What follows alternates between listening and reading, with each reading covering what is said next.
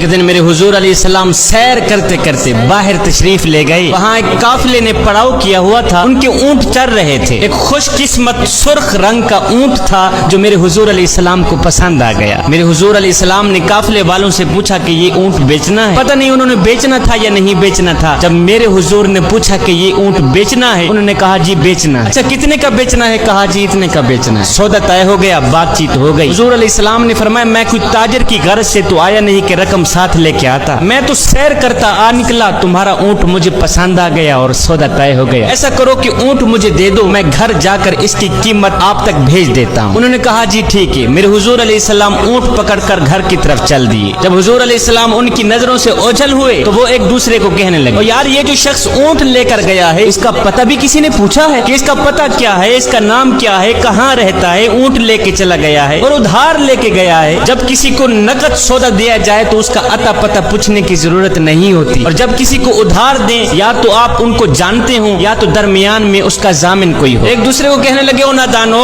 ایک شخص آیا ہے اور تم نے اس کا اتا پتہ نام تک نہیں پوچھا, قیمتی اونٹ پکڑ کے دے دیا. کیا تم سب کی عقل پر پردہ آ گیا تھا؟ کم از کم اس کا نام تو پوچھ لیتے. ایک بولا یار میں کیا کرتا, جب وہ باتیں کرتے تھے منہ سے پھول جھڑتے تھے. دوسرا بولا یار میں تو اس کی آنکھیں ہی دیکھتا رہا. جب انہوں نے یہ گمان کیا کہ ہم نے قیمتی اونٹ ضائع کر دیا ہے تو اب تک خاموش بیٹھی سردار کی بیوی نے خیمے سے پردہ اٹھایا, کہا خبردار کسی نے بھی اس کے خلاف اگر بات کی تو اگر وہ شخص تمہارے اونٹ کی رقم دینے نہ آیا تو مجھ سے لے لے, مجھ سے لے لینا, میں اس شخص کی ضامنہ ہوں. انہوں نے کہا اچھا تو اسے جانتی ہے؟ کہا نہیں میں بھی نہیں جانتی. کہا جب جانتی ہی نہیں پھر ضمانت کیسے دے دی؟ کہا جب تم سودا کر رہے تھے تو میں خیمے کے اندر سے دیکھ رہی تھی کہ جس کا چہرہ اتنا خوبصورت ہو وہ جھوٹ بولتا ہی نہیں, وہ دھوکہ دے ہی نہیں سکتا. ابھی تمہارے پیسے آنے والے ہیں. تھوڑی دیر گزری ہی تھی کہ میرے حضور علیہ السلام کے غلام آ گئے پیسے لے. کہنے لگے کون ہیں وہ لوگ جس سے ہمارے آقا نے اونٹ خریدا ہے؟ کہا جی ہم لوگ ہیں. صحابہ نے کہا یہ لو تمہاری اونٹ کی رقم, یہ لو تمہارے اونٹ کی قیمت.